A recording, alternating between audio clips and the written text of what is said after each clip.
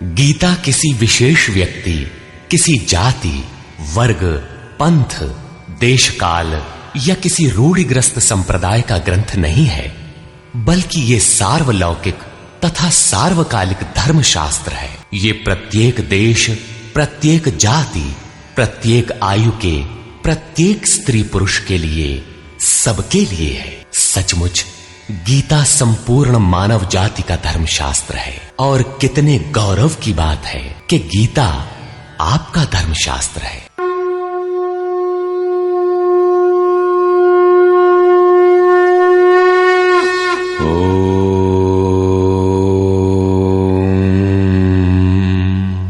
श्री परमात्मने नमः। यथार्थ गीता श्रीमद् भगवत गीता अथ चतुर्थोध्याय। अध्याय 3 में योगेश्वर श्री कृष्ण ने आश्वस्त किया था कि दोष दृष्टि से रहित होकर जो भी मानव श्रद्धा युक्त हो मेरे मत के अनुसार चलेगा, वो कर्मों के बंधन से भली प्रकार छूट जाएगा। कर्म बंधन से मुक्ति दिलाने की क्षमता योग, ज्ञान योग या कर्म योग दोनों में है। योग में ही युद्ध संचार निहित है। प्रस्तुत अध्याय में वे बताते हैं कि इस योग का प्रणेता कौन है, इसका क्रमिक विकास कैसे होता है। श्री भगवान वाच।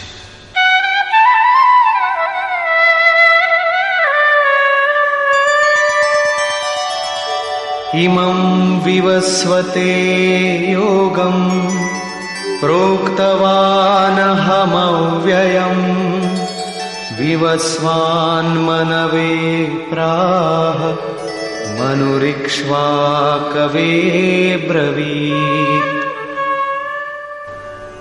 अर्जुन, मैंने इस अविनाशी योग को कल्प के आदि में विवस्वान अर्थात सूर्य के प्रति कहा।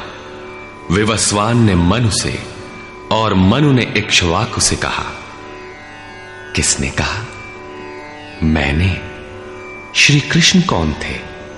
एक योगी, तत्व स्थित महापुरुष ही इस अविनाशी योग को कल्प के आरंभ में अर्थात भजन के आरंभ में विवस्वान अर्थात जो विवश हैं ऐसे प्राणियों से कहता है, सुरा में संचार कर देता है। यहां सूर्य एक प्रतीक है, क्योंकि सुरा में ही वो परम प्रकाश स्वरूप है और वहीं उसके पाने का विधान है। वास्तविक प्रकाशदाता अर्थात सूर्य वहीं है। ये योग अविनाशी है।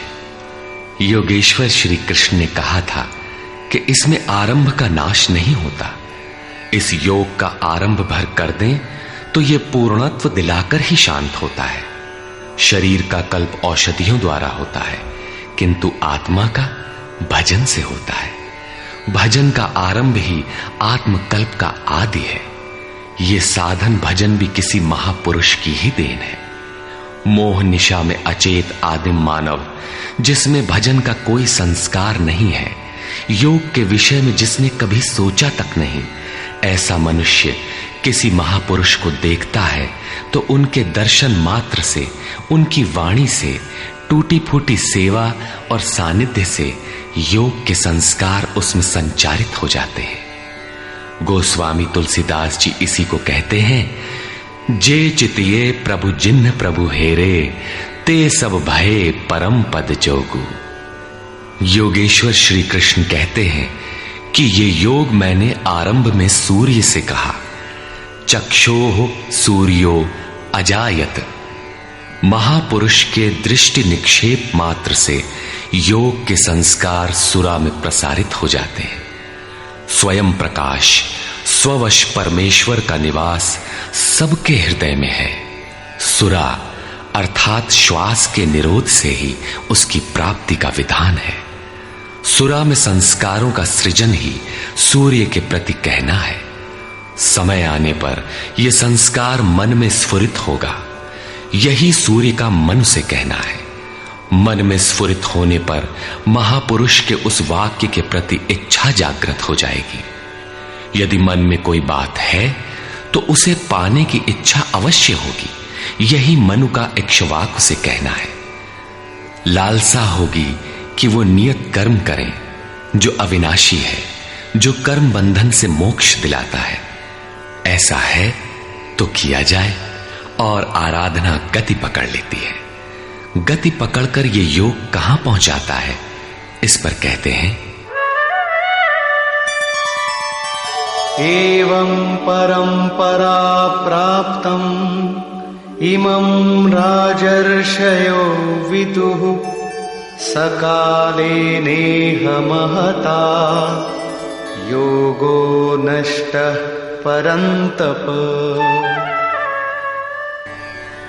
इस प्रकार किसी महापुरुष द्वारा संस्कार रहित पुरुषों की सुरा में, सुरा से मन में, मन से इच्छा में, और इच्छा तीव्र होकर क्रियात्मक आचरण में ढलकर ये योग क्रमशः उत्थान करते करते राजर्षि श्रेणी तक पहुंच जाता है।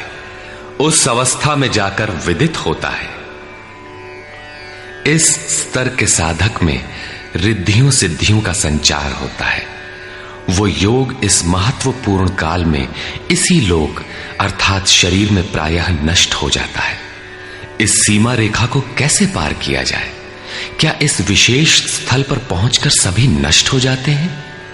श्री कृष्ण कहते हैं, नहीं, जो मेरा आश्रित है, मेरा प्रिय भक्त है, अनन्य सखा है, वो नष्ट नहीं होता।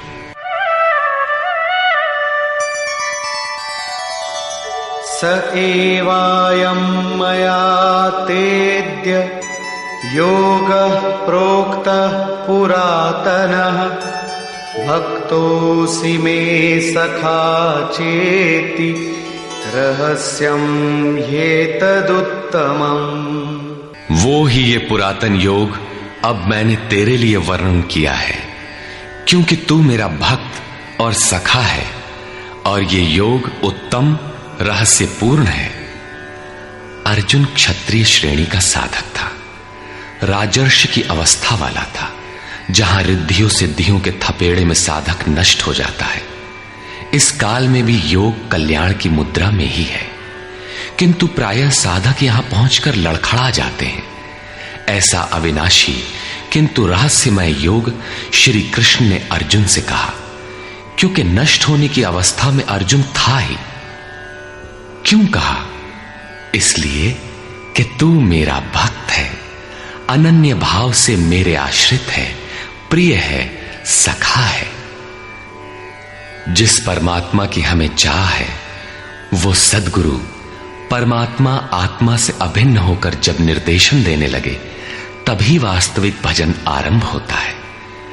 यहां प्रेरक की अवस्था में परमात्मा और सद्गुरु एक दूसरे के पर्याय हैं।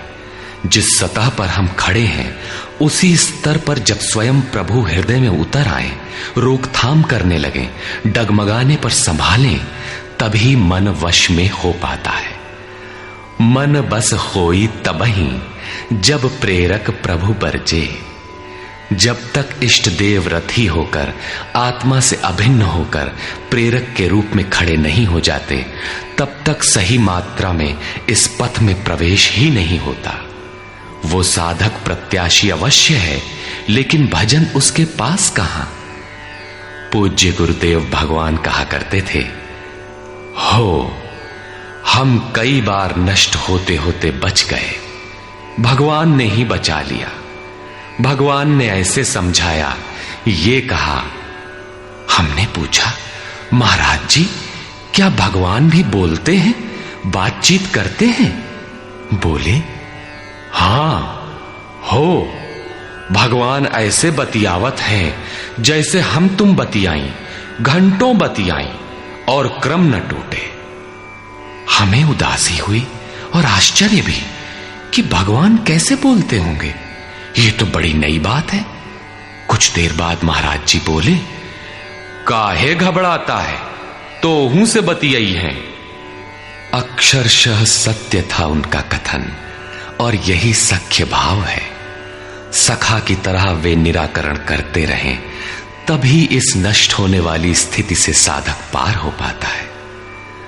अभी तक योगेश्वर श्री कृष्ण ने किसी महापुरुष द्वारा योग के आरंभ, इसमें आने वाले व्यवधान, उससे पार पाने का रास्ता बताया। इस पर अर्जुन ने प्रश्न किया। अर्जुन उवाच,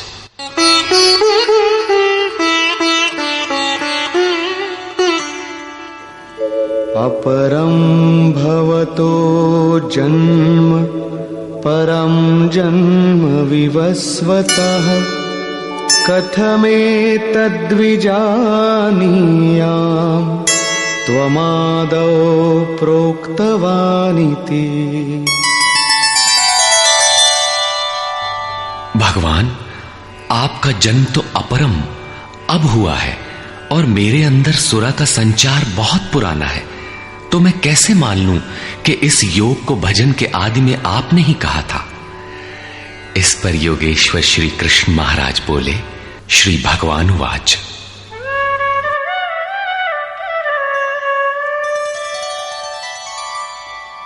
बहूनि मे व्यतीतानि जन्मानि तव चार्जुन तान्यहं वेद सर्वाणि न त्वं वेत्थ परन्तप। अर्जुन, मेरे और तेरे बहुत से जन्म हो चुके हैं। हे परम तप, उन सबको तू नहीं जानता, किंतु मैं जानता हूं। साधक नहीं जानता, स्वरूपस्थ महापुरुष जानता है, अव्यक्त की स्थिति वाला जानता है। क्या आप सबकी तरह पैदा होते हैं? श्री कृष्ण कहते हैं, नहीं, स्वरूप की प्राप्ति शरीर प्राप्ति से भिन्न है। मेरा जन्म इन आंखों से नहीं देखा जा सकता। मैं अजन्मा, अव्यक्त, शाश्वत होते हुए भी शरीर के आधार वाला हूं। अवधू जीवत में कर आशा, मुए मुक्ति गुरु कहे स्वार्थी, झूठा दे विश्वासा। शरीर के रहते ही उस परम तत्व में प्रवेश पाया जाता है। लेश मात्र भी कमी है तो जन्म लेना पड़ता है। अभी तक अर्जुन श्री कृष्ण को अपने समान देहधारी समझता है। वो अंतरंग प्रश्न रखता है, क्या आपका जन्म वैसा ही है जैसा सबका है? क्या आप भी शरीरों की तरह पैदा होते हैं? श्री कृष्ण कहते हैं, अजोऽपि सन्नव्ययात्मा भूतानामीश्वरोऽपि सन् प्रकृतिं स्वामधिष्ठाय संभवाम्यात्ममायया। मैं विनाश रहित, पुनः जन्म रहित और समस्त प्राणियों के स्वर में संचारित होने पर भी अपनी प्रकृति को अधीन करके आत्म माया से प्रकट होता हूं। एक माया तो अविद्या है जो प्रकृति में ही विश्वास दिलाती है, नीच एवं अधम योनियों का कारण बनती है। दूसरी माया है आत्म माया जो आत्मा में प्रवेश दिलाती है, स्वरूप के जन्म का कारण बनती है। इसी को योग माया भी कहते हैं, जिससे हम विलग हैं। उस शाश्वत स्वरूप से ये जोड़ती है, मिलन कराती है। उस आत्मिक प्रक्रिया द्वारा मैं अपनी त्रिगुणमयी प्रकृति को अधीन करके ही प्रकट होता हूं। प्रायः लोग कहते हैं कि भगवान का अवतार होगा तो दर्शन कर लेंगे। श्री कृष्ण कहते हैं कि ऐसा कुछ नहीं होता कि कोई दूसरा देख सके। स्वरूप का जन्म पिंड रूप में नहीं होता। श्री कृष्ण कहते हैं, योग साधना द्वारा, आत्म माया द्वारा अपनी त्रिगुणमयी प्रकृति को स्ववश करके मैं क्रमशः प्रकट होता हूं। लेकिन किन परिस्थितियों में? यदा यदा हि धर्मस्य ग्लानिर्भवति भारत अभ्युत्थानमधर्मस्य तदात्मानं सृजाम्यहम्। हे अर्जुन, जब जब परम धर्म परमात्मा के लिए हृदय ग्लानि से भर जाता है, जब अधर्म की वृद्धि से भाविक पार पाते नहीं देखता, तब मैं आत्मा को रचने लगता हूं। जब आपका हृदय अनुराग से पूरित हो जाए, उस शाश्वत धर्म के लिए गदगद गिरा नयन बह नीरा की स्थिति आ जाए, जब प्रयत्न करके भी अनुरागी अधर्म का पार नहीं पाता, ऐसी परिस्थिति में मैं अपने स्वरूप को रचता हूं।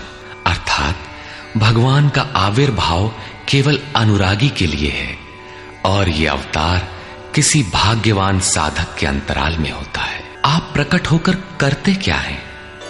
परित्राणाय साधूनां विनाशाय च दुष्कृताम् धर्म संस्थापनार्थाय संभवामि युगे युगे। अर्जुन, साधूनाम परित्राणाय परम साध्य एकमात्र परमात्मा है, जिसे साध लेने पर कुछ भी साधना शेष नहीं रह जाती। उस साध्य में प्रवेश दिलाने वाले विवेक, वैराग्य, शम दम इत्यादि दैवी संपद को निर्विघ्न प्रवाहित करने के लिए तथा दुष्कृताम जिससे दूषित कार्य रूप लेते हैं, उन काम क्रोध राग द्वेषादि विजातीय प्रवृत्तियों को समूल नष्ट करने के लिए तथा धर्म को भली प्रकार स्थिर करने के लिए मैं युग युग में प्रकट होता हूं। युग का तात्पर्य सतयुग, त्रेता, द्वापर में नहीं। युग धर्मों का उतार चढ़ाव मनुष्यों के स्वभाव पर है। युग धर्म सदैव रहे हैं। मानस में संकेत है, नित जुग धर्म हो ही सब केरे, हृदय राम माया के प्रेरे। युग धर्म सभी के हृदय में नित्य होते रहते हैं। अविद्या से नहीं बल्कि विद्या से, राम माया की प्रेरणा से हृदय में होते हैं, जिसे प्रस्तुत श्लोक में आत्म माया कहा गया है। वही है राम माया। हृदय में राम की स्थिति दिला देने वाली, राम से प्रेरित है वो विद्या। कैसे समझा जाए कि अब कौन सा युग कार्य कर रहा है? तो शुद्ध सत्व समता विज्ञाना, कृत प्रभाव प्रसन्न मन जाना।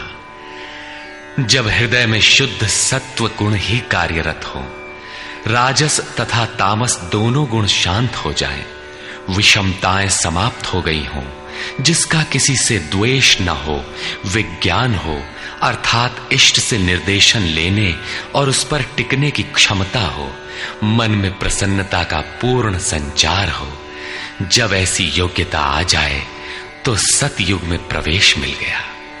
इसी प्रकार दो अन्य युगों का वर्णन किया और अंत में तामस बहुत रजो गुण थोरा, कलि प्रभाव विरोध चहुं ओरा।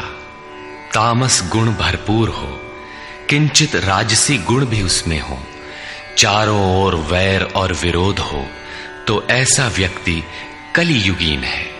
जब तामसी गुण कार्य करता है तो मनुष्य में आलस्य, निद्रा, प्रमाद का बाहुल्य होता है। वो कर्तव्य जानते हुए भी उसमें प्रवृत्त नहीं हो सकता, निषिद्ध कर्म जानते हुए भी उससे निवृत्ति नहीं हो सकती। इस प्रकार युग धर्मों का उतार चढ़ाव मनुष्यों की आंतरिक योग्यता पर निर्भर है। किसी ने इन योग्यताओं को 4 युग कहा है, तो कोई इन्हें ही 4 वर्ण का नाम देता है, तो कोई इन्हें ही अति उत्तम, उत्तम, मध्यम और निकृष्ट 4 श्रेणी के साधक कहकर संबोधित करता है। प्रत्येक युग में इष्ट साथ देते हैं। हां, उच्च श्रेणी में अनुकूलता की भरपूरता प्रतीत होती है, निम्न युगों में सहयोग क्षीण प्रतीत होता है। संक्षेप में श्री कृष्ण कहते हैं कि साध्य वस्तु दिलाने वाले विवेक, वैराग्य इत्यादि को निर्विघ्न प्रवाहित करने के लिए तथा दूषण के कारक काम, क्रोध, राग, द्वेष इत्यादि का पूर्ण विनाश करने के लिए, परम धर्म परमात्मा में स्थिर रखने के लिए मैं युग युग में अर्थात हर परिस्थिति, हर श्रेणी में प्रकट होता हूं, बशर्ते कि ग्लानि हो। जब तक इष्ट समर्थन न दे तब तक आप समझ ही नहीं सकेंगे कि विकारों का विनाश हुआ अथवा अभी कितना शेष है। प्रवेश से पराकाष्ठा पर्यंत इष्ट हर श्रेणी में, हर योग्यता के साथ रहते हैं। उनका प्राकट्य अनुरागी के हृदय में होता है। भगवान प्रकट हैं तब तो सभी दर्शन करते होंगे। श्री कृष्ण कहते हैं, नहीं। जन्म कर्म च मे दिव्यम् एवं यो वेत्ति तत्वतः त्यक्त्वा देहं पुनर्जन्म नैति मामेति सोऽर्जुन। अर्जुन, मेरा वो जन्म अर्थात ग्लानि के साथ स्वरूप की रचना तथा मेरा कर्म अर्थात दुष्कृतियों के कारणों का विनाश, साध्य वस्तु को दिलाने वाली क्षमताओं का निर्दोष संचार, धर्म की स्थिरता, ये कर्म और जन्म दिव्य अर्थात अलौकिक है, लौकिक नहीं है। इन चर्म चक्षुओं से उसे देखा नहीं जा सकता, मन बुद्धि से उसे मापा नहीं जा सकता। जब इतना गूढ़ है तो उसे देखता कौन है? केवल यो वेत्ति तत्वतः, केवल तत्वदर्शी ही मेरे इस जन्म और कर्म को देखता है और मेरा साक्षात करके वो पुनर्जन्म को नहीं प्राप्त होता बल्कि मुझे प्राप्त होता है। जब तत्वदर्शी ही भगवान के जन्म और कार्य को देख पाता है तो लोग लाखों की संख्या में भीड़ लगाए क्यों खड़े हैं कि कहीं अवतार होगा तो दर्शन करेंगे? क्या आप तत्वदर्शी हैं? महात्मा वेश में आज भी विविध तरीके से, मुख्यतः महात्मा वेश की आड़ में बहुत से लोग प्रचार करते फिरते हैं कि वे अवतार हैं, या उनके दलाल प्रचार कर देते हैं। लोग भेड़ की तरह अवतार को देखने टूट पड़ते हैं। किंतु श्री कृष्ण कहते हैं कि केवल तत्वदर्शी ही देख पाता है। अब तत्वदर्शी किसे कहते हैं? अध्याय 2 में सत असत का निर्णय देते हुए योगेश्वर श्री कृष्ण ने बताया था कि अर्जुन, असत वस्तु का अस्तित्व नहीं है और सत का तीनों कालों में कभी अभाव नहीं है। तो क्या आप ऐसा कहते हैं?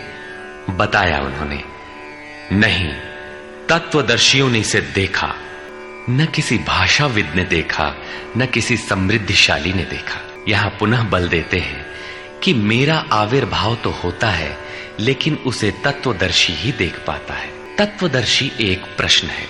ऐसा कुछ नहीं कि 5 तत्व हैं, 25 तत्व हैं, इनकी गणना सीख ली और हो गए तत्वदर्शी। श्री कृष्ण ने आगे बताया कि आत्मा ही परम तत्व है। आत्मा परम से संयुक्त होकर परमात्मा हो जाता है। आत्म साक्षात्कार करने वाला ही इस आविर्भाव को समझ पाता है। सिद्ध है कि अवतार किसी विरही अनुरागी के हृदय में होता है। आरंभ में उसे वो समझ नहीं पाता कि हमें कौन संकेत देता है, कौन मार्गदर्शन करता है, किंतु परम तत्व परमात्मा के दर्शन के साथ ही वो देख पाता है, समझ पाता है और फिर शरीर को त्याग कर पुनर्जन्म को प्राप्त नहीं होता। श्री कृष्ण ने कहा कि मेरा जन्म दिव्य है, इसे देखने वाला मुझे प्राप्त होता है।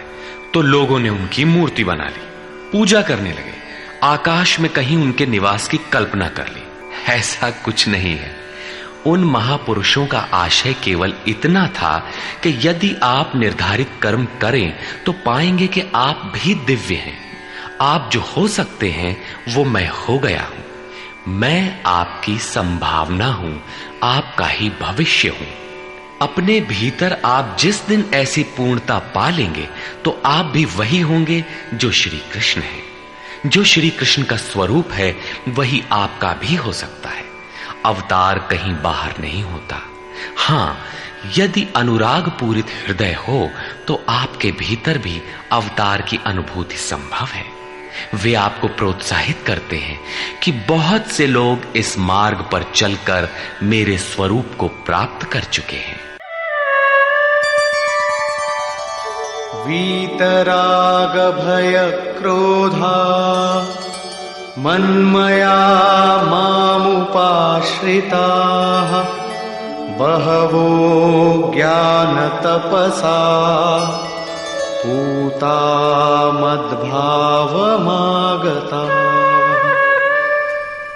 राग और विराग दोनों से परे वीतराग तथा इसी प्रकार भय अभय, क्रोध अक्रोध दोनों से परे अनन्य भाव से अर्थात अहंकार रहित मेरे शरण हुए बहुत से लोग ज्ञान तप से पवित्र होकर मेरे स्वरूप को प्राप्त हो चुके हैं। अब ऐसा होने लगा हो, ऐसी बात नहीं है। यह विधान सदैव से रहा है। बहुत से पुरुष इसी प्रकार से मेरे स्वरूप को प्राप्त हो चुके हैं। किस प्रकार? जिन जिन का हृदय अधर्म की वृद्धि देखकर परमात्मा के लिए ग्लानि से भर गया, उस स्थिति में मैं अपने स्वरूप को रचता हूं। वे मेरे स्वरूप को प्राप्त होते हैं। जिसे योगेश्वर श्री कृष्ण ने तत्व दर्शन कहा था, उसे ही अब ज्ञान कहते हैं। परम तत्व है परमात्मा, उसे प्रत्यक्ष दर्शन के साथ जानना ज्ञान है। ऐसी जानकारी वाले ज्ञानी मेरे स्वरूप को प्राप्त करते हैं। यहां यह प्रश्न पूरा हो गया। अब वे योग्यता के आधार पर भजने वालों का श्रेणी विभाजन करते हैं। ये यथा मां प्रपद्यन्ते तांस्तथैव भजाम्यहम् मम वर्त्मानुवर्तन्ते मनुष्याः पार्थ सर्वशः। पार्थ, जो मुझे जितनी लगन से जैसा भजते हैं, मैं भी उनको वैसा ही भजता हूं, उतनी ही मात्रा में सहयोग देता हूं। साधक की श्रद्धा ही कृपा बनकर उसे मिलती है। इस रहस्य को जानकर सुधीजन संपूर्ण भाव से मेरे मार्ग के अनुसार ही बरतते हैं। जैसा मैं बरतता हूं, जो मुझे प्रिय है वैसा ही आचरण करते हैं। जो मैं कराना चाहता हूं वही करते हैं। भगवान कैसे भजते हैं? वे रथी बनकर खड़े हो जाते हैं, साथ चलने लगते हैं। यही उनका भजना है। दूषित जिनसे पैदा होते हैं, उनका विनाश करने के लिए वे खड़े हो जाते हैं। सत्य में प्रवेश दिलाने वाले सद्गुणों का परित्राण करने के लिए वे खड़े हो जाते हैं। जब तक इष्ट देव हृदय से पूर्णता रथी न हो और हर कदम पर सावधान न करें, तब तक कोई कैसा ही भजनानंदी क्यों न हो, लाख आंख मूंदे, लाख प्रयत्न करे, वो इस प्रकृति के द्वंद्व से पार नहीं हो सकता। वो कैसे समझेगा कि हम कितनी दूरी तय कर चुके, कितना शेष है। इष्ट ही आत्मा से अभिन्न होकर खड़े हो जाते हैं और उसका मार्गदर्शन करते हैं कि तुम यहां पर हो, ऐसे करो, ऐसे चलो। इस प्रकार प्रकृति की खाई पाटते हुए शनैः शनैः आगे बढ़ाते हुए स्वरूप में प्रवेश दिला देंगे। भजन तो साधक को ही करना पड़ता है, किंतु उसके द्वारा इस पथ में जो दूरी तय होती है वो इष्ट की देन है। ऐसा जानकर सभी मनुष्य सर्वतोभावेन मेरा अनुसरण करते हैं। किस प्रकार वे बरतते हैं? कांक्षन्तः कर्मणां सिद्धिं यजन्त इह देवताः क्षिप्रं हि मानुषे लोके सिद्धिर्भवति कर्मजा। वे पुरुष इस मनुष्य शरीर में कर्मों की सिद्धि चाहते हुए देवताओं को पूजते हैं। कर्म कौन सा? श्री कृष्ण ने कहा, अर्जुन तू नियत कर्म कर। नियत कर्म क्या है? यज्ञ की प्रक्रिया ही कर्म है। यज्ञ क्या है? साधना की विधि विशेष, जिसमें श्वास प्रश्वास का हवन, इंद्रियों के बहिर्मुखी प्रवाह को संयमाग्नि में हवन किया जाता है, जिसका परिणाम है परमात्मा। कर्म का शुद्ध अर्थ है आराधना, जिसका स्वरूप इसी अध्याय में आगे मिलेगा। इस आराधना का परिणाम क्या है? संसिद्धिम, परम सिद्धि परमात्मा, यान्ति ब्रह्म सनातनम, शाश्वत ब्रह्म में प्रवेश, परम नैष्कर्म्य की स्थिति। श्री कृष्ण कहते हैं, मेरे अनुसार बरतने वाले लोग इस मनुष्य लोक में कर्म के परिणाम परम नैष्कर्म्य सिद्धि के लिए देवताओं को पूजते हैं, अर्थात दैवी संपद को बलवती बनाते हैं। तीसरे अध्याय में उन्होंने बताया था कि इस यज्ञ द्वारा तुम देवताओं की वृद्धि करो, दैवी संपद को बलवती बनाओ। ज्यों ज्यों हृदय देश में वो दैवी संपद उन्नत होगी, त्यों ही त्यों तुम्हारी उन्नति होगी। इस प्रकार परस्पर उन्नति करते हुए परम श्रेय को प्राप्त हो जाओ। अंत तक उन्नति करते जाने की ये अंतः क्रिया है। इसी पर बल देते हुए श्री कृष्ण कहते हैं कि मेरे अनुकूल बरतने वाले लोग इस मनुष्य शरीर में कर्मों की सिद्धि चाहते हुए दैवी संपद को बलवती बनाते हैं, जिससे वो नैष्कर्म्य सिद्धि शीघ्र ही होती है। वो असफल नहीं होती, सफल ही होती है। शीघ्र का तात्पर्य क्या कर्म में प्रवृत्ति होते ही तत्क्षण ये परम सिद्धि मिल जाती है? श्री कृष्ण कहते हैं, नहीं, इस सोपान पर क्रमशः चढ़ने का विधान है। कोई छलांग लगाकर भावातीत ध्यान जैसा चमत्कार नहीं होता। इस पर देखें। चातुर्वर्ण्यं मया सृष्टं गुणकर्म विभागशः तस्य कर्तारमपि मां विद्यकर्तारमव्ययम्। अर्जुन, चातुर्वर्ण्यम मया सृष्टम, 4 वर्णों की रचना मैंने की। तो क्या मनुष्यों को 4 भागों में बांट दिया? श्री कृष्ण कहते हैं, नहीं, गुण कर्म विभागशः, गुणों के माध्यम से कर्म को 4 भागों में बांटा। गुण एक पैमाना है, मापदंड है। तामसी गुण होगा तो आलस्य, निद्रा, प्रमाद, कर्म में न प्रवृत्त होने का स्वभाव, जानते हुए भी अकर्तव्य से निवृत्ति न हो पाने की विवशता रहेगी। ऐसी अवस्था में साधन आरंभ कैसे करें? 2 घंटे आप आराधना में बैठते हैं, इस कर्म के लिए प्रयत्नशील होना चाहते हैं, किंतु 10 मिनट भी अपने पक्ष में नहीं पाते। शरीर अवश्य बैठा है, लेकिन जिस मन को बैठना चाहिए वो हवा से बातें कर रहा है, कुतर्कों का जाल बुन रहा है, तरंग पर तरंग छाई है। तो आप बैठे क्यों हैं? समय क्यों नष्ट करते हैं? उस समय केवल परिचर्यात्मकम कर्म शूद्रस्यापि स्वभावजम, जो महापुरुष अव्यक्त की स्थिति वाले हैं, अविनाशी तत्व में स्थित हैं, उनकी तथा इस पथ पर अग्रसर अपने से उन्नत लोगों की सेवा में लग जाओ। इससे दूषित संस्कार शमन होते जाएंगे, साधना में प्रवेश दिलाने वाले संस्कार सबल होते जाएंगे।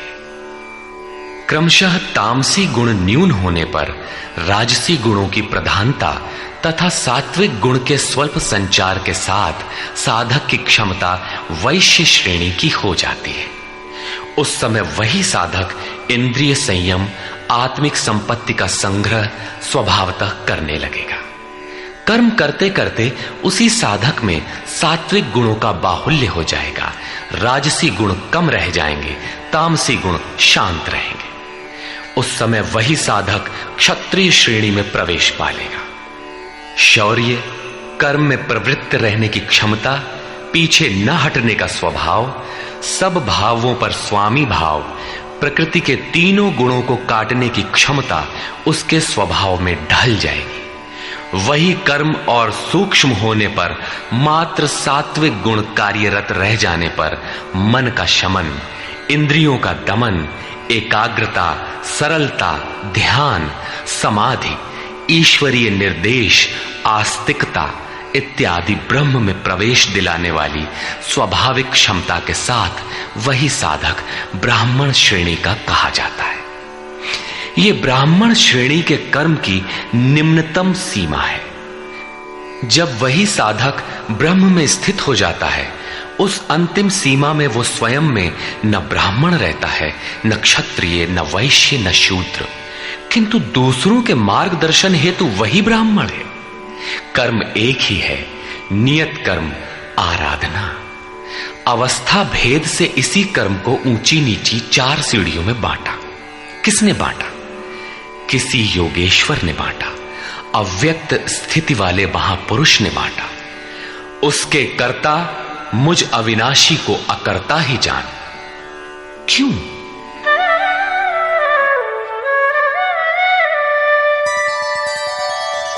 न मां कर्माणि लिम्पन्ति न मे कर्मफले स्पृहा इति मां योऽभिजानाति कर्मभिर्न सबध्यते। क्योंकि कर्मों के फल में मेरी स्पृहा नहीं है। कर्मों का फल क्या है? श्री कृष्ण ने पीछे बताया था कि यज्ञ जिससे पूरा होता है उस क्रिया का नाम कर्म है, और पूर्ति काल में यज्ञ जिसकी रचना करता है उस ज्ञानामृत को पान करने वाला शाश्वत सनातन ब्रह्म में प्रवेश पा लेता है। कर्म का परिणाम है परमात्मा। उस परमात्मा की चाह भी अब मुझे नहीं है, क्योंकि वो मुझसे भिन्न नहीं है। मैं अव्यक्त स्वरूप हूं, उसी की स्थिति वाला हूं। अब आगे कोई सत्ता नहीं जिसके लिए इस कार्य पर स्नेह रखूं। इसलिए कर्म मुझे लिपायमान नहीं करते, और इसी स्तर से जो भी मुझे जानता है, अर्थात जो कर्मों के परिणाम परमात्मा को प्राप्त कर लेता है, उसे भी कर्म नहीं बांधते। जैसे श्री कृष्ण, वैसे उस स्तर से जानने वाला महापुरुष। एवं ज्ञात्वा कृतं कर्म पूर्वैरपि मुमुक्षुभिः कुरु कर्मैव तस्मात् त्वं पूर्वैः पूर्वतरं कृतम्। अर्जुन, पहले होने वाले मोक्ष की इच्छा वाले पुरुषों द्वारा भी यही जानकर कर्म किया गया। क्या जानकर? यही कि जब कर्मों का परिणाम परमात्मा भिन्न न रह जाए, कर्मों के परिणाम परमात्मा की स्पृहा न रह जाने पर उस पुरुष को कर्म नहीं बांधते। श्री कृष्ण इसी स्थिति वाले हैं, इसलिए वे कर्म से लिपायमान नहीं होते, और उसी स्तर से हम जान लेंगे तो हमें भी कर्म नहीं बांधेगा। जैसा श्री कृष्ण ठीक उसी स्तर से जो भी जान लेगा, वैसा ही वो पुरुष भी कर्म बंधन से मुक्त हो जाएगा। अब श्री कृष्ण भगवान, महात्मा, अव्यक्त, योगेश्वर या महायोगेश्वर जो भी रहे हों, वो स्वरूप सबके लिए है। यही समझकर पहले के मुमुक्षु पुरुषों ने, मोक्ष की इच्छा वाले पुरुषों ने कर्म पर कदम रखा। इसलिए अर्जुन, तू भी पूर्वजों द्वारा सदा से किए हुए इसी कर्म को कर। यही कल्याण का एकमात्र मार्ग है। अभी तक योगेश्वर श्री कृष्ण ने कर्म करने पर बल दिया, किंतु यह स्पष्ट नहीं किया कि कर्म क्या है। अध्याय 2 में उन्होंने कर्म का नाम मात्र लिया कि अब इसी को तू निष्काम कर्म के विषय में सुन। उसकी विशेषताओं का वर्णन किया कि यह जन्म मरण के महान भय से रक्षा करता है। कर्म करते समय सावधानी का वर्णन किया, लेकिन यह नहीं बताया कि कर्म क्या है। अध्याय 3 में उन्होंने कहा कि ज्ञान मार्ग अच्छा लगे या निष्काम कर्म योग, कर्म तो करना ही पड़ेगा। न कर्मों को त्यागने से कोई ज्ञानी होता है, और न कर्म को न आरंभ करने से कोई निष्कर्मी। हठवश जो नहीं करते वे दंभी है। इसलिए मन से इंद्रियों को वश में करके कर्म कर। कौन सा कर्म करें? तो बताया नियत कर्म कर। अब ये निर्धारित कर्म है कौन? तो बोले यज्ञ की प्रक्रिया ही नियत कर्म है। एक नवीन प्रश्न दिया कि यज्ञ क्या है जिसे करें तो कर्म हो जाए। वहां भी यज्ञ की उत्पत्ति बताई, उसकी विशेषताओं का वर्णन किया, किंतु यज्ञ नहीं बताया जिससे कर्म को समझा जा सके। अभी तक यह स्पष्ट नहीं हुआ कि कर्म क्या है। अब कहते हैं कि अर्जुन, कर्म क्या है, अकर्म क्या है, इस विषय में बड़े बड़े विद्वान भी मोहित हैं। उसे भली प्रकार समझ लेना चाहिए। किं कर्म किम कर्मेति कवयोप्यत्र मोहिताः तत्ते कर्म प्रवक्ष्यामि यज्ञात्वा मोक्ष्यसे शुभाम्। कर्म क्या है और अकर्म क्या है, इस विषय में बुद्धिमान पुरुष भी मोहित हैं। इसलिए मैं वो कर्म तेरे लिए अच्छी तरह से कहूंगा जिसे जानकर तू अशुभात मोक्ष से, अशुभ अर्थात संसार बंधन से भली प्रकार छूट जाएगा। कर्म कोई ऐसी वस्तु है जो संसार बंधन से मुक्ति दिलाती है। इसी कर्म को जानने के लिए श्री कृष्ण पुनः बल देते हैं। कर्मणो ह्यपि बोद्धव्यम् बोद्धव्यं च विकर्मणः अकर्मणश्च बोद्धव्यम् गहना कर्मणो गतिः। कर्म का स्वरूप भी जानना चाहिए, अकर्म का स्वरूप भी समझना चाहिए, और विकर्म अर्थात विकल्प शून्य विशेष कर्म जो आप्त पुरुषों द्वारा होता है उसे भी जानना चाहिए, क्योंकि कर्म की गति गहन है। कतिपय लोगों ने विकर्म का अर्थ निषिद्ध कर्म, मन लगाकर किया गया कर्म इत्यादि किया है। वस्तुतः यहां वि उपसर्ग विशिष्टता का द्योतक है। प्राप्ति के पश्चात महापुरुषों के कर्म विकल्प शून्य होते हैं।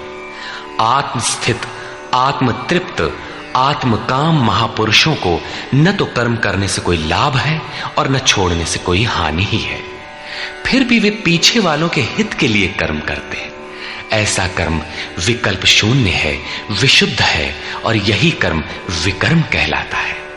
उदाहरणार्थ, गीता में जहां भी किसी कार्य में वि उपसर्ग लगा है उसकी विशेषता का द्योतक है, निष्कृष्टता का नहीं। यथा योग युक्तो विशुद्धात्मा विजितात्मा जितेंद्रिय। अभी आपने विकर्म देखा, रहा कर्म और अकर्म, जिसे अगले श्लोक में समझने का प्रयास करें। यदि यहां कर्म अकर्म का विभाजन नहीं समझ सके तो कभी नहीं समझ सकेंगे।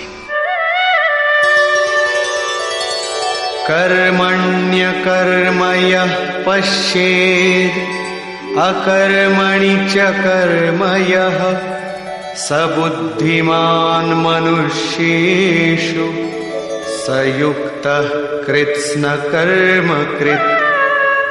जो पुरुष कर्म में अकर्म देखे, कर्म माने आराधना अर्थात आराधना करे, और ये भी समझे कि करने वाला मैं नहीं हूं बल्कि गुणों की अवस्था ही चिंतन में हमें नियुक्त करता है, मैं इष्ट द्वारा संचालित हूं, ऐसा देखे।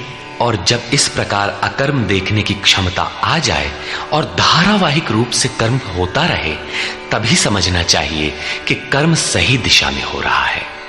वही पुरुष मनुष्यों में बुद्धिमान है, मनुष्यों में योगी है, योग से युक्त बुद्धि वाला है और संपूर्ण कर्मों का करने वाला है। उसके द्वारा कर्म करने में लेश मात्र भी त्रुटि नहीं रह जाती। कर्म का अर्थ है भजन, कर्म का अर्थ है योग साधना को भली प्रकार संपादित करना, जिसका विशद वर्णन इसी अध्याय में आगे आ रहा है। यहां कर्म और अकर्म का केवल विभाजन किया गया, जिससे कर्म करते समय यस्य सर्वे समारंभाः काम संकल्प वर्जिताः ज्ञानाग्निदग्ध कर्माणं तमाहु पंडितं बुधाः। अर्जुन, यस्य सर्वे समारंभाः, जिस पुरुष के द्वारा संपूर्णता से आरंभ की हुई क्रिया काम संकल्प वर्जिताः क्रमशः उत्थान होते होते इतनी सूक्ष्म हो गई कि वासना और मन के संकल्प विकल्प से ऊपर उठ गई। कामना और संकल्पों का निरोध होना मन की विजेतावस्था है। अतः कर्म कोई ऐसी वस्तु है जो इस मन को कामना और संकल्प विकल्प से ऊपर उठा देता है। उस समय ज्ञानाग्नि दग्ध कर्माणम, अंतिम संकल्प के भी शमन के साथ, जिसे हम नहीं जानते, जिसे जानने के लिए हम इच्छुक थे, उस परमात्मा की प्रत्यक्ष जानकारी हो जाती है। क्रियात्मक पथ पर चलकर परमात्मा की प्रत्यक्ष जानकारी का नाम ही ज्ञान है। उस ज्ञान के साथ ही दग्ध कर्माणम, कर्म सदा के लिए दग्ध हो जाते हैं। जिसे पाना था पा लिया, आगे कोई सत्ता नहीं जिसकी शोध करे, इसलिए कर्म करके ढूंढे भी तो किसे।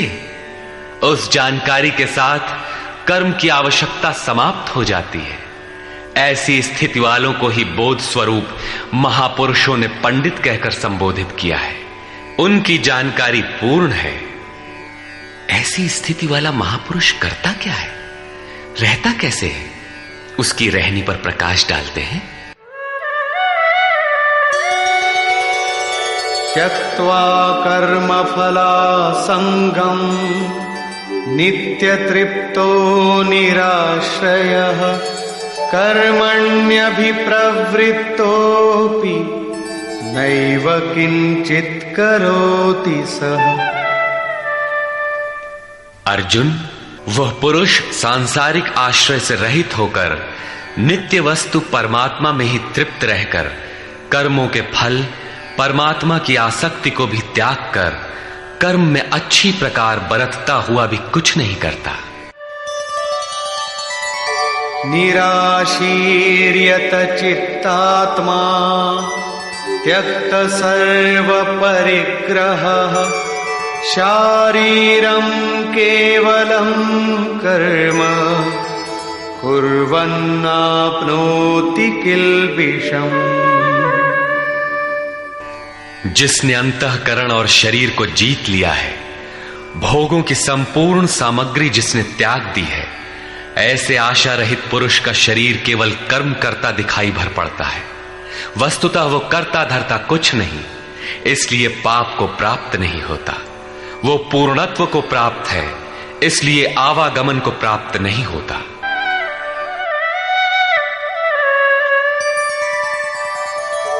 यदृच्छालाभ संतुष्टो द्वन्द्वातीतो विमत्सरः समः सिद्धावसिद्धौ च कृत्वापि न निबध्यते। अपने आप जो कुछ भी प्राप्त हो उसी में संतुष्ट रहने वाला, सुख दुख राग द्वेष और हर्ष शोकादि द्वंद्वों से परे, विमत्सरः ईर्ष्या रहित तथा सिद्धि और असिद्धि में समभाव वाला पुरुष कर्मों को करके भी नहीं बंधता। सिद्धि अर्थात जिसे पाना था वो अब भिन्न नहीं है और वो कभी विलग भी नहीं होगा, इसलिए असिद्धि का भी भय नहीं है। इस प्रकार सिद्धि और असिद्धि में समभाव वाला पुरुष कर्म करके भी नहीं बंधता। कौन सा कर्म वो करता है? वही नियत कर्म, यज्ञ की प्रक्रिया। इसी को दोहराते हुए कहते हैं,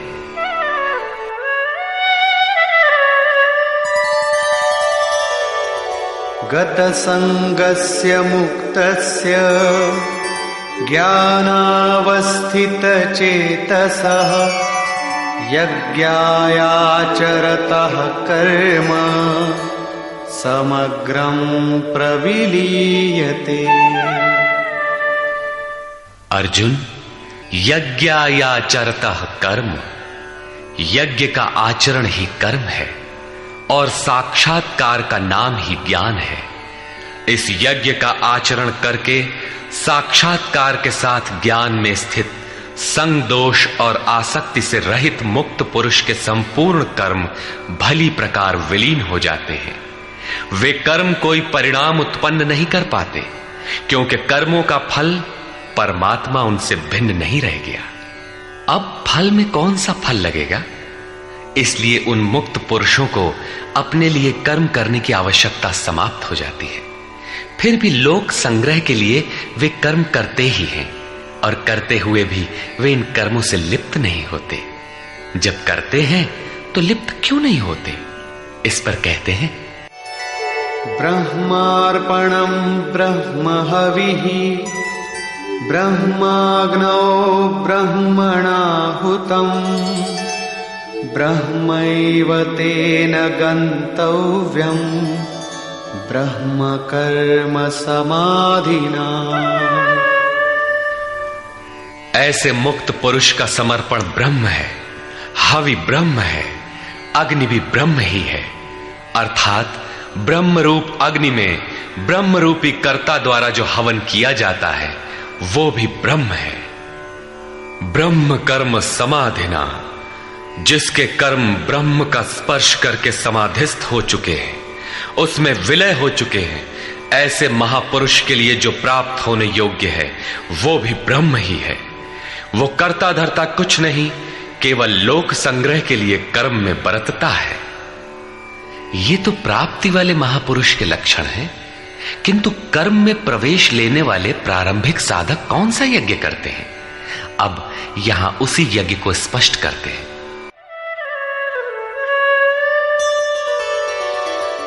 दैवमेवापरे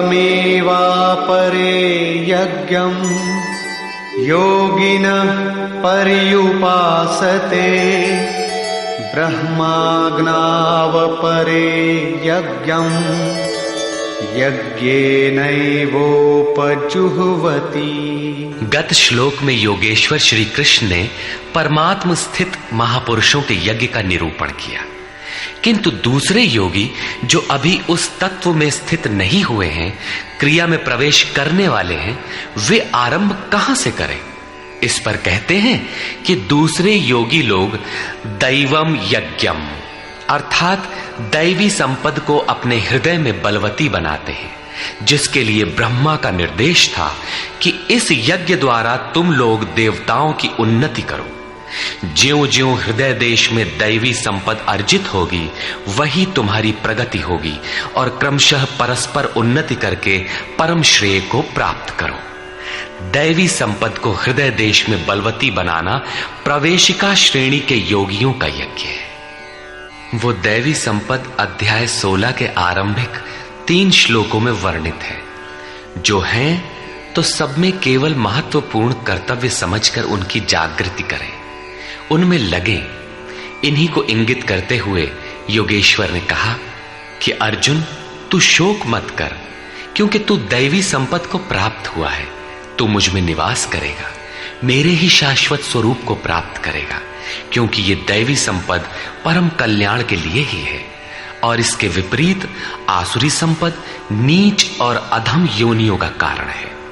इसी आसुरी संपद का हवन होने लगता है, इसलिए ये यज्ञ है और यहीं से यज्ञ का आरंभ है।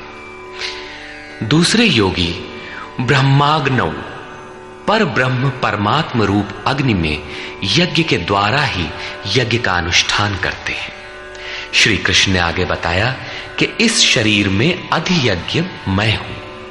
यज्ञों का अधिष्ठाता अर्थात यज्ञ जिसमें विलय होते हैं, वो पुरुष मैं हूं। श्री कृष्ण एक योगी थे, सद्गुरु थे। इस प्रकार दूसरे योगी जन ब्रह्म रूपी अग्नि में यज्ञ अर्थात यज्ञ स्वरूप सद्गुरु को उद्देश्य बनाकर यज्ञ का अनुष्ठान करते हैं।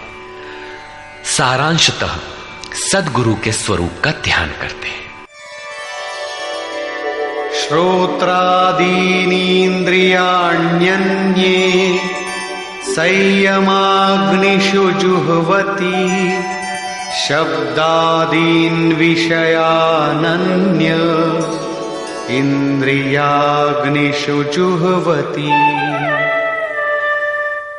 अन्य योगी जन श्रोत्रादिक अर्थात श्रोत्र, नेत्र, त्वचा, जिह्वा, नासिका सब इंद्रियों को संयम रूपी अग्नि में हवन करते हैं, अर्थात इंद्रियों को विषयों से समेटकर संयत कर लेते हैं। यहां आग नहीं जलती। जैसे अग्नि में डालने से हर वस्तु भस्मसात हो जाती है, ठीक इसी प्रकार संयम ही एक अग्नि है जो इंद्रियों के संपूर्ण बहिर्मुखी प्रवाह को दग्ध कर देता है। दूसरे योगी लोग शब्दादिक अर्थात शब्द, स्पर्श, रूप, रस और गंध विषयों को इंद्रिय रूपी अग्नि में हवन कर देते हैं, अर्थात उनका आशय बदलकर साधना परक बना लेते हैं। साधक को संसार में रहकर ही तो भजन करना है। सांसारिक लोगों के भले बुरे शब्द उससे टकराते ही रहते हैं। विषयोत्तेजक ऐसे शब्दों को सुनते ही साधक उनके आशय को योग, वैराग्य सहायक, वैराग्योत्तेजक भावों में बदलकर इंद्रिय रूपी अग्नि में हवन कर देते हैं। जैसे कि एक बार अर्जुन अपने चिंतन में रत था, अकस्मात उसके कर्ण कुहरों में संगीत लहरी झंझना उठी। उसने सिर उठाकर देखा तो उर्वशी खड़ी थी, जो एक वेश्या थी। सभी उसके रूप पर मुग्ध हो झूम रहे थे, किंतु अर्जुन ने उसे स्नेहिल दृष्टि से मातृवत देखा। उस शब्द रूप से मिलने वाले विकार विलीन हो गए, इंद्रियों के अंतराल में ही समाहित हो गए। यहां इंद्रिय ही अग्नि है। अग्नि में डाली हुई वस्तु जैसे भस्मसात हो जाती है, उसी प्रकार आशय बदलकर इष्ट के अनुकूल ढाल लेने पर विषयोत्तेजक रूप, रस, गंध, स्पर्श और शब्द भी भस्म हो जाते हैं। साधक पर कुप्रभाव नहीं डाल पाते। साधक इन शब्दादिकों में रुचि नहीं लेता, इन्हें ग्रहण नहीं करता। इन श्लोकों में अपरे, अन्य शब्द एक ही साधक की ऊंची नीची अवस्थाएं हैं। एक ही यज्ञकर्ता का ऊंचा नीचा स्तर है, न कि अपरे अपरे कहने से कोई अलग अलग यज्ञ। सर्वाणि इंद्रियकर्माणि प्राणकर्माणि चापरे आत्मसंयमयोगाग्नौ जुह्वति ज्ञानदीपिते। अभी तक योगेश्वर ने जिस यज्ञ की चर्चा की उसमें क्रमशः दैवी संपत्ति को अर्जित किया जाता है। इंद्रियों की संपूर्ण चेष्टाओं का संयम किया जाता है। बलात् विषयोत्तेजक शब्दादिकों के टकराने पर भी उनका आशय बदलकर उनसे बचा जाता है। इससे उन्नत अवस्था होने पर दूसरे योगी जन संपूर्ण इंद्रियों की चेष्टाओं तथा प्राण के व्यापार को साक्षात्कार सहित ज्ञान से प्रकाशित परमात्म स्थिति रूपी योगाग्नि में हवन करते हैं। जब संयम की पकड़ आत्मा के साथ तद्रूप हो जाती है, प्राण और इंद्रियों का व्यापार भी शांत हो जाता है, उस समय विषयों को उद्दीप्त करने वाली और इष्ट में प्रवृत्ति दिलाने वाली दोनों धाराएं आत्मसात हो जाती हैं। परमात्मा में स्थिति मिल जाती है। यज्ञ का परिणाम निकल आता है। ये है यज्ञ की पराकाष्ठा। जिस परमात्मा को पाना था उसी में स्थिति आ गई तो शेष क्या रहा। पुनः योगेश्वर श्री कृष्ण यज्ञ को भली प्रकार समझाते हैं। द्रव्य यज्ञास्तपो यज्ञा योग यज्ञास्तथा परे स्वाध्याय ज्ञान यज्ञाश्च यतयः संशितव्रता।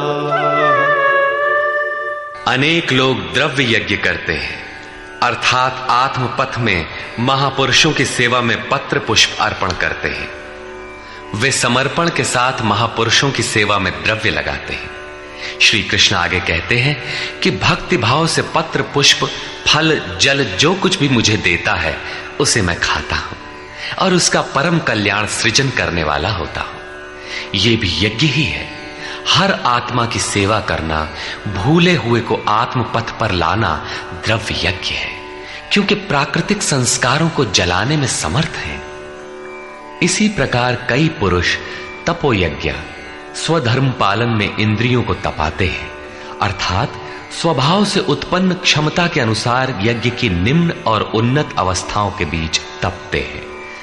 इसी पथ की अल्पज्ञता में पहली श्रेणी का साधक शूद्र परिचर्या द्वारा, वैश्य दैवी संपद के संग्रह द्वारा, क्षत्रिय काम क्रोधादि के उन्मूलन द्वारा और ब्राह्मण ब्रह्म में प्रवेश की योग्यता के स्तर से इंद्रियों को तपाता है। सबको एक जैसा परिश्रम करना पड़ता है। वास्तव में यज्ञ एक ही है। अवस्था के अनुसार ऊंची नीची श्रेणियां गुजरती जाती है।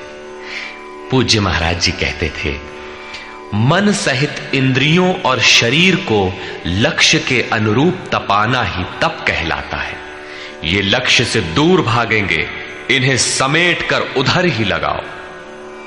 अनेक पुरुष योग यज्ञ का आचरण करते हैं। प्रकृति में भटकती हुई आत्मा का प्रकृति से परे परमात्मा से मिलन का नाम योग है। योग की परिभाषा अध्याय 6/23 में दृष्टव्य है। सामान्यतः दो वस्तुओं का मिलन योग कहलाता है। कागज से कलम मिल गया, थाली और मेज मिल गए तो क्या योग हो गया? नहीं, ये तो पंचभूतों से निर्मित पदार्थ है। एक ही है, दो कहां? दो प्रकृति और पुरुष हैं। प्रकृति में स्थित आत्मा अपने ही शाश्वत रूप परमात्मा में प्रवेश पा जाता है तो प्रकृति पुरुष में विलीन हो जाती है। यही योग है। अतः अनेक पुरुष इस मिलन में सहायक शम, दम इत्यादि नियमों का भली प्रकार आचरण करते हैं। योग यज्ञ करने वाले तथा अहिंसादि तीक्ष्ण व्रतों से युक्त यत्नशील पुरुष स्वाध्याय ज्ञान यज्ञाश्च स्वयं का अध्ययन, स्वरूप का अध्ययन करने वाले ज्ञान यज्ञ के करता है। यहां योग के अंगों अर्थात यम, नियम, आसन, प्राणायाम, प्रत्याहार, धारणा, ध्यान और समाधि, इनको अहिंसादि तीक्ष्ण व्रतों से निर्दिष्ट किया गया है। अनेक लोग स्वाध्याय करते हैं। पुस्तक पढ़ना तो स्वाध्याय का आरंभिक स्तर मात्र है। विशुद्ध स्वाध्याय है स्वयं का अध्ययन, जिससे स्वस्वरूप की उपलब्धि होती है, जिसका परिणाम है ज्ञान अर्थात साक्षात्कार। यज्ञ का अगला चरण बताते हैं। अपाने जुह्वति प्राणं प्राणे पानं तथा परे प्राणापान गतिरुद्ध्वा प्राणायाम परायणा। बहुत से योगी अपान वायु में प्राण वायु का हवन करते हैं और उसी प्रकार प्राण वायु में अपान वायु का हवन करते हैं। इससे सूक्ष्म अवस्था हो जाने पर अन्य योगी जन प्राण और अपान दोनों की गति रोककर प्राणायाम के परायण हो जाते हैं। जिसे श्री कृष्ण प्राण अपान कहते हैं, उसी को महात्मा बुद्ध अनापान कहते हैं।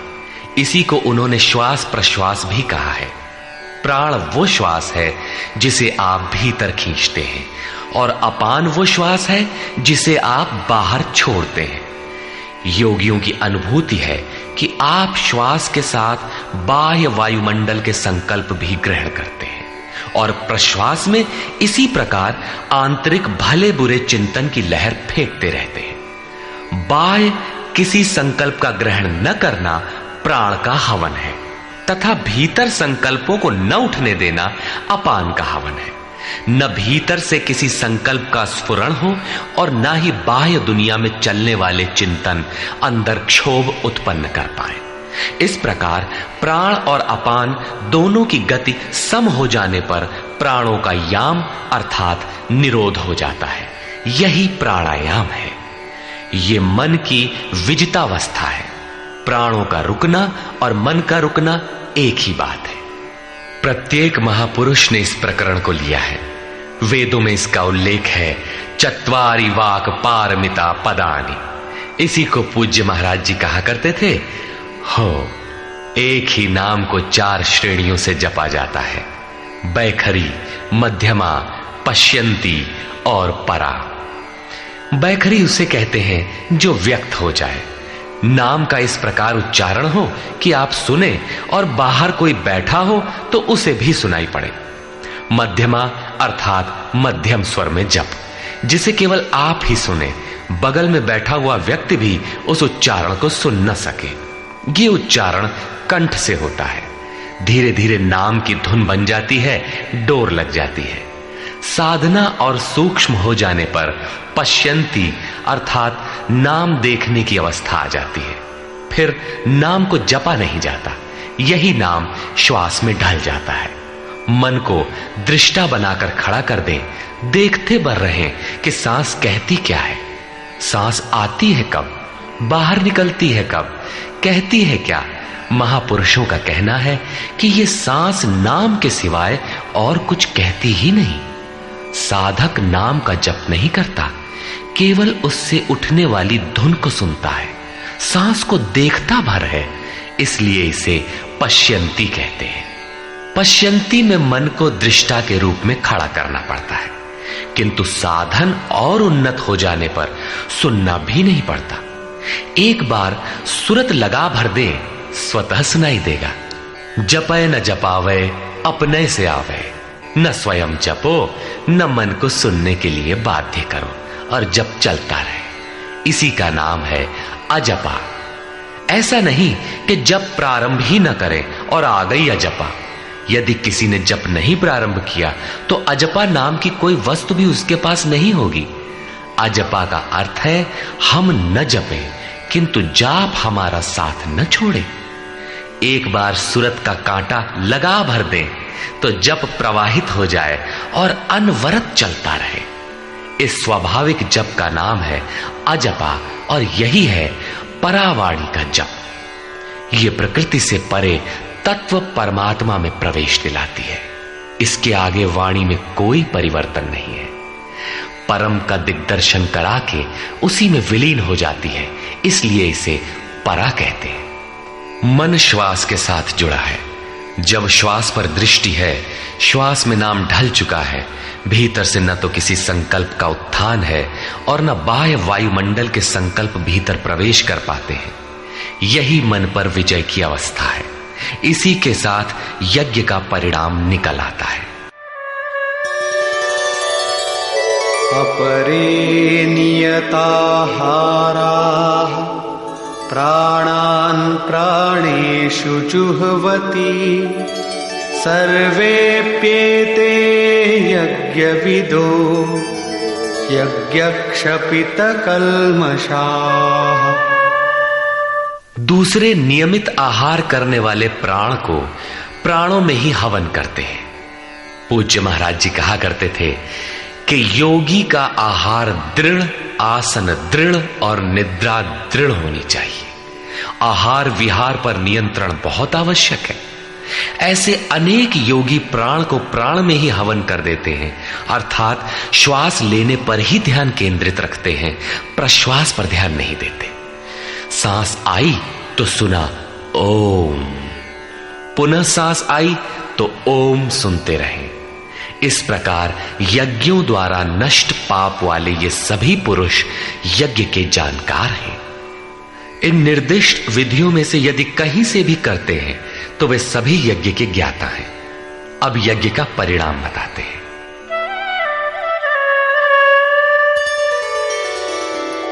यज्ञशिष्टामृतभुजो यान्ति ब्रह्म सनातनम् नायं लोकोऽस्त्ययज्ञस्य कुतोऽन्यः कुरु सत्तम।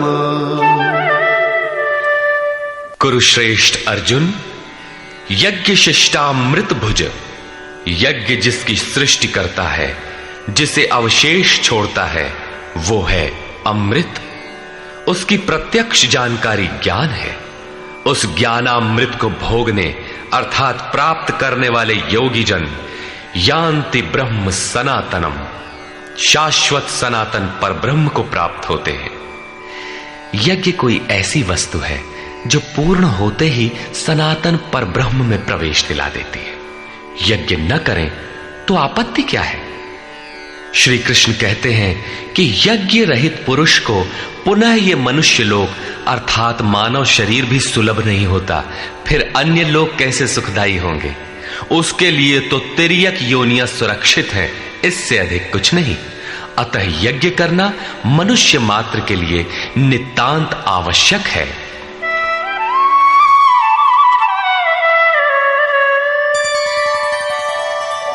एवं बहुविधा यज्ञा वितता ब्रह्मणो मुखे कर्मजान् विद्धितान् सर्वान् एवं ज्ञात्वा विमोक्ष्यसे। इस प्रकार उपर्युक्त बहुत प्रकार के यज्ञ वेद की वाणी में कहे गए हैं, ब्रह्म के मुख से विस्तारित है। प्राप्ति के पश्चात महापुरुषों के शरीर को परब्रह्म धारण कर लेता है।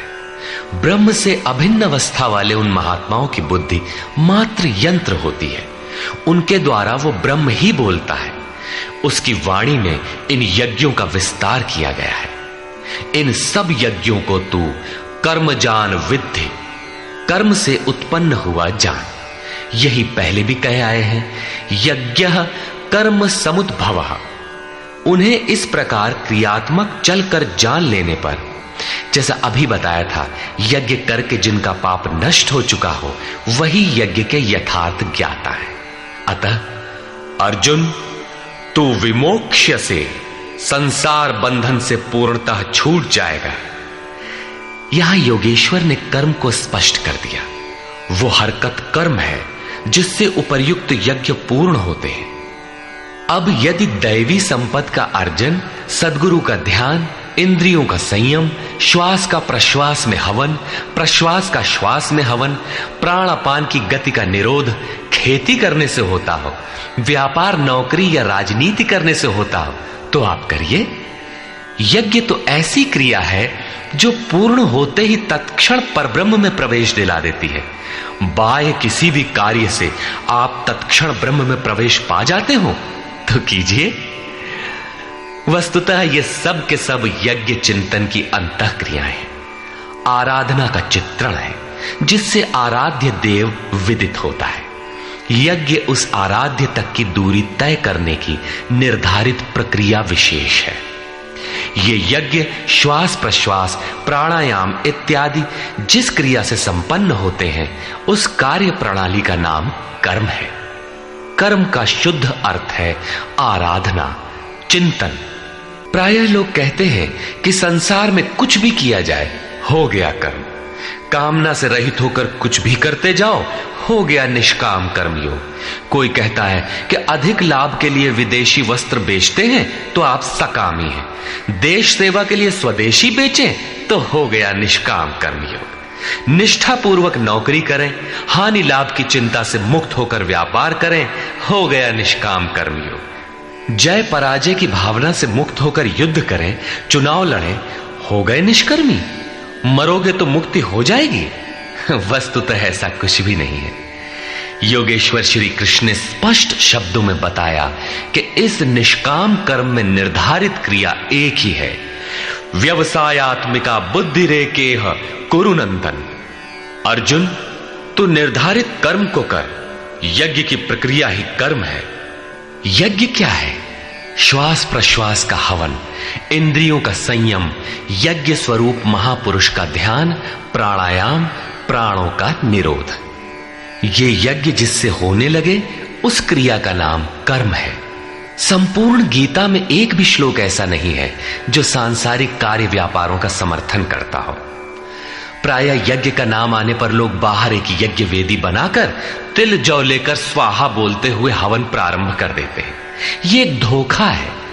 द्रव्य यज्ञ दूसरा है जिसे श्री कृष्ण ने कई बार कहा, किंतु पशु बलि, वस्तुदाह इत्यादि से इसका कोई संबंध नहीं है। श्रेयान् द्रव्यमयाद् यज्ञात् ज्ञानयज्ञः परन्तप सर्वं कर्माखिलं पार्थ ज्ञाने परिसमाप्यते।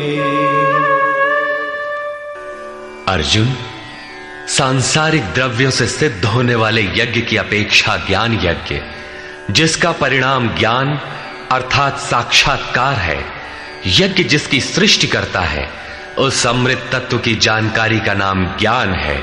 ऐसा यज्ञ श्रेयस्कर है, परम कल्याणकारी है।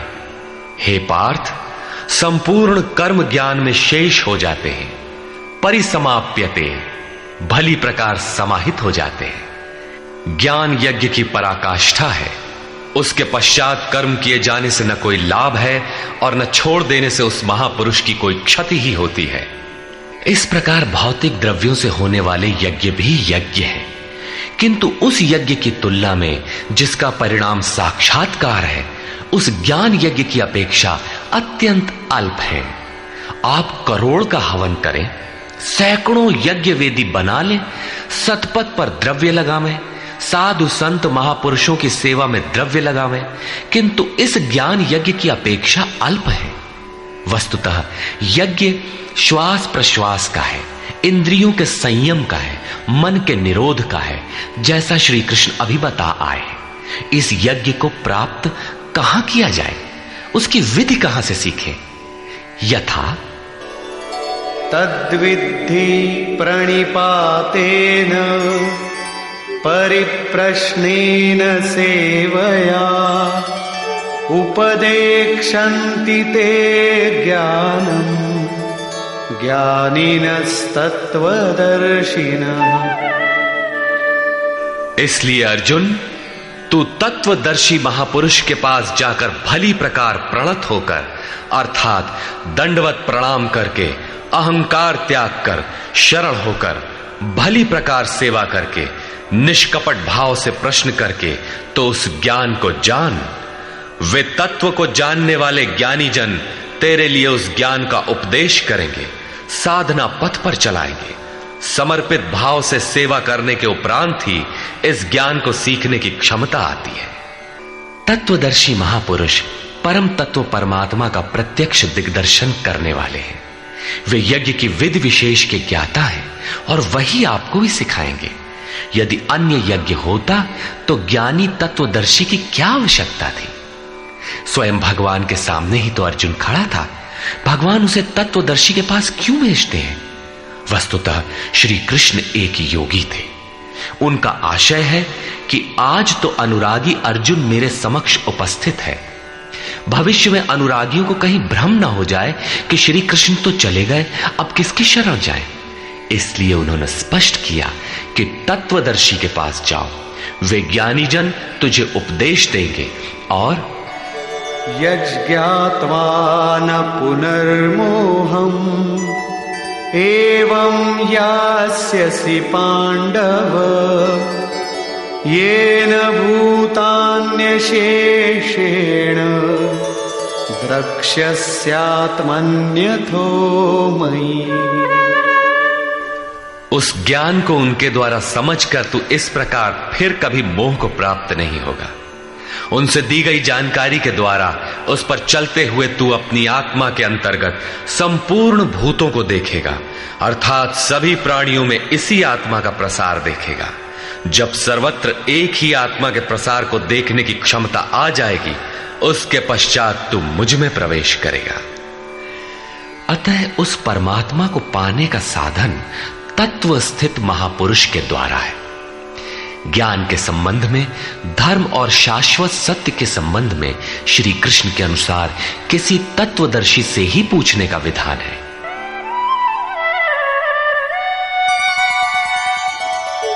अपि चेदसि पापेभ्यः सर्वेभ्यः पापकृत्तमः सर्वं ज्ञानप्लवेनैव वृजिनं संतरिष्यसि। यदि तू सब पापियों से भी अधिक पाप करने वाला है, तब भी ज्ञान रूपी नौका द्वारा सभी पापों से निसंदेह भली प्रकार तर जाएगा। इसका आशय आप ये न लगा ले कि अधिक से अधिक पाप करके कभी भी तर जाएंगे। श्री कृष्ण का आशय मात्र यही है कि कहीं आप भ्रम में न रहे कि हम तो बड़े पापी हैं, हमसे पार नहीं लगेगा। ऐसी कोई गुंजाइश न निकाल लें। इसलिए श्री कृष्ण प्रोत्साहन और आश्वासन देते हैं कि सब पापियों के पापों के समूह से भी अधिक पाप करने वाला हो, फिर भी तत्वदर्शियों से प्राप्त ज्ञान रूपी नौका द्वारा तो निसंदेह संपूर्ण पापों को अच्छी प्रकार पार कर जाएगा। किस प्रकार? यथैधांसि समिद्धोऽग्निः भस्मसात् कुरुतेऽर्जुन ज्ञानाग्निः सर्वकर्माणि भस्मसात् कुरुते तथा। अर्जुन, जिस प्रकार प्रज्वलित अग्नि ईंधन को भस्म कर देता है, ठीक उसी प्रकार ज्ञान रूपी अग्नि संपूर्ण कर्मों को भस्म कर देता है। यह ज्ञान की प्रवेशिका नहीं है जहां से यज्ञ में प्रवेश मिलता है, वरन यह ज्ञान अर्थात साक्षात्कार की पराकाष्ठा का चित्रण है, जिसमें पहले विजातीय कर्म भस्म होते हैं और फिर प्राप्ति के साथ चिंतन कर्म भी उसी में विलय हो जाते हैं।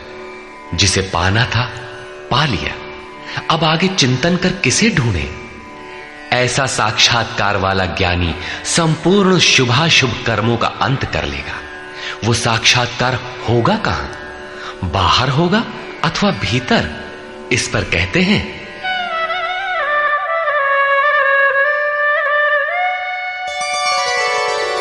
नहि ज्ञानेन सदृशं पवित्रमिह विद्यते तत्स्वयं योग संसिद्धः कालेनात्मनि विन्दति। इस संसार में ज्ञान के समान पवित्र करने वाला निसंदेह कुछ भी नहीं है।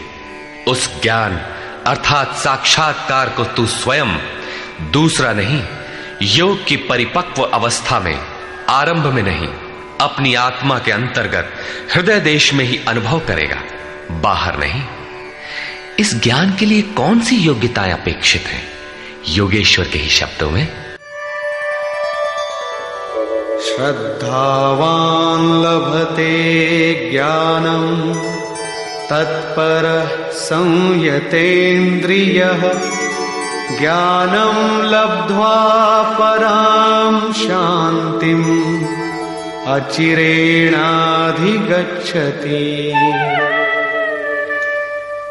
श्रद्धावान, तत्पर तथा संयतेंद्रिय पुरुष ही ज्ञान प्राप्त कर पाता है। भावपूर्वक जिज्ञासा नहीं है तो तत्वदर्शी की शरण जाने पर भी ज्ञान नहीं प्राप्त होता। केवल श्रद्धा ही पर्याप्त नहीं है, श्रद्धावान शिथिल प्रयत्न भी हो सकता है। अतः महापुरुष द्वारा निर्दिष्ट पथ पर तत्परता से अग्रसर होने की लगन आवश्यक है। इसके साथ ही संपूर्ण इंद्रियों का संयम अनिवार्य है। जो वासनाओं से विरत नहीं है उसके लिए साक्षात्कार अर्थात ज्ञान की प्राप्ति कठिन है। केवल श्रद्धावान आचरणरत संयतेंद्रिय पुरुष ही ज्ञान प्राप्त करता है। ज्ञान को प्राप्त कर वो तत्क्षण परम शांति को प्राप्त हो जाता है, जिसके पश्चात कुछ भी पाना शेष नहीं रहता। और जहां श्रद्धा नहीं है, अज्ञश्चाश्रद्दधानश्च संशयात्मा विनश्यति नायं लोकोऽस्ति न परो न सुखं संशयात्मनः। अज्ञानी जो यज्ञ के विधि विशेष से अनभिज्ञ है एवं श्रद्धा रहित तथा संशय युक्त पुरुष इस परमार्थ पथ से भ्रष्ट हो जाता है। उनमें भी संशय युक्त पुरुष के लिए न तो सुख है, न पुनः मनुष्य शरीर है और न परमात्मा ही। अतः तत्वदर्शी महापुरुष के पास जाकर इस पथ के संशयों का निवारण कर लेना चाहिए, अन्यथा वे वस्तु का परिचय कभी नहीं पाएंगे। फिर पाता कौन है? योग संन्यस्त कर्माणम् ज्ञान संचिन्न संशयम् आत्मवन्तं न कर्माणि निबध्नन्ति धनंजय। जिसके कर्म योग द्वारा भगवान में समाहित हो चुके हैं, जिसका संपूर्ण संशय परमात्मा की प्रत्यक्ष जानकारी द्वारा नष्ट हो गया है, परमात्मा से संयुक्त ऐसे पुरुष को कर्म नहीं बांधते। योग के द्वारा ही कर्मों का शमन होगा, ज्ञान से ही संशय नष्ट होगा। इसीलिए श्री कृष्ण कहते हैं, तस्मादज्ञान संभूतम् हृत्स्थं ज्ञानासिनात्मनः चित्वैनं संशयं योगम् आतिष्ठोत्तिष्ठ भारत। इसलिए भरतवंशी अर्जुन, तू योग में स्थित हो और अज्ञान से उत्पन्न हुए हृदय में स्थित अपने संशय को ज्ञान रूपी तलवार से काट युद्ध के लिए खड़ा हो। जब साक्षात्कार में बाधक संशय शत्रु मन के भीतर है तो बाहर कोई किसी से क्यों लड़ेगा?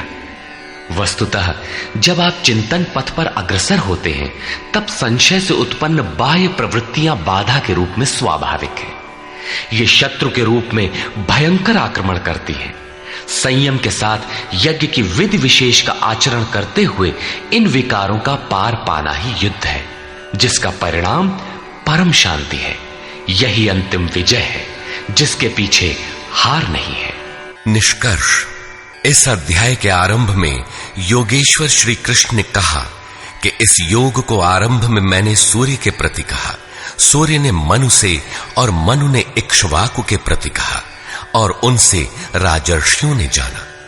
मैंने अथवा अव्यक्त स्थिति वाले ने कहा। महापुरुष भी अव्यक्त स्वरूप वाला ही है। शरीर तो उसके रहने का मकान मात्र है। ऐसे महापुरुष की वाणी में परमात्मा ही प्रवाहित होता है। ऐसे किसी महापुरुष से योग सूर्य द्वारा संचारित होता है। उस परम प्रकाश रूप का प्रसार सुरा के अंतराल में होता है, इसलिए सूर्य के प्रति कहा।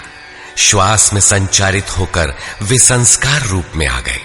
सुरा में संचित रहने पर, समय आने पर वही मन में संकल्प बनकर आ जाता है। उसकी महत्ता समझने पर मन में उस वाक्य के प्रति इच्छा जागृत होती है और योग कार्य रूप ले लेता है।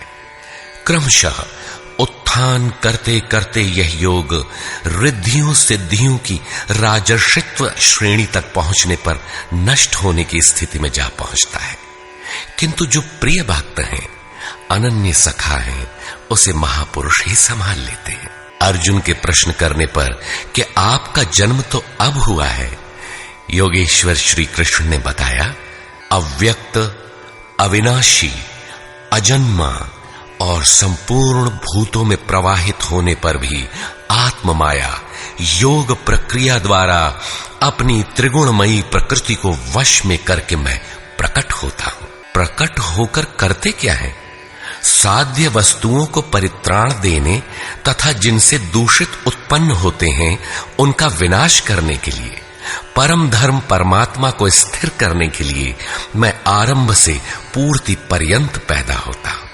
मेरा वह जन्म और कर्म दिव्य है, उसे केवल तत्वदर्शी ही जान पाते हैं। भगवान का आविर्भाव तो कलयुग की अवस्था में ही हो जाता है। यदि सच्ची लगन हो, किंतु आरंभिक साधक समझ ही नहीं पाता कि यह भगवान बोल रहे हैं या यूं ही संकेत मिल रहे हैं। आकाश से कौन बोलता है? महाराज जी बताते थे कि जब भगवान कृपा करते हैं, आत्मा से रथी हो जाते हैं, तो खंबे से, वृक्ष से, पत्ते से, शून्य से, हर स्थान से बोलते और संभालते हैं। उत्थान होते होते जब परम तत्व परमात्मा विदित हो जाए, तभी स्पर्श के साथ ही वो स्पष्ट समझ पाता है। इसलिए अर्जुन, मेरे उस स्वरूप को तत्वदर्शियों ने देखा और मुझे जानकर वे तत्क्षण मुझ में ही प्रविष्ट हो जाते हैं, जहां से पुनः आवागमन में नहीं आते। इस प्रकार उन्होंने भगवान के आविर्भाव की विधि को बताया कि वह किसी अनुरागी के हृदय में होता है, बाहर कदापि नहीं। श्री कृष्ण ने बताया, मुझे कर्म नहीं बांधते और इस स्तर से जो जानता है उसे भी कर्म नहीं बांधते। यही समझकर मुमुक्षु पुरुषों ने कर्म का आरंभ किया था कि उस स्तर से जानेंगे तो जैसे श्री कृष्ण, वैसा ही उस स्तर से जानने वाला वह पुरुष, और जान लेने पर वैसा ही वह मुमुक्ष अर्जुन। यह उपलब्धि निश्चित है यदि यज्ञ किया जाए।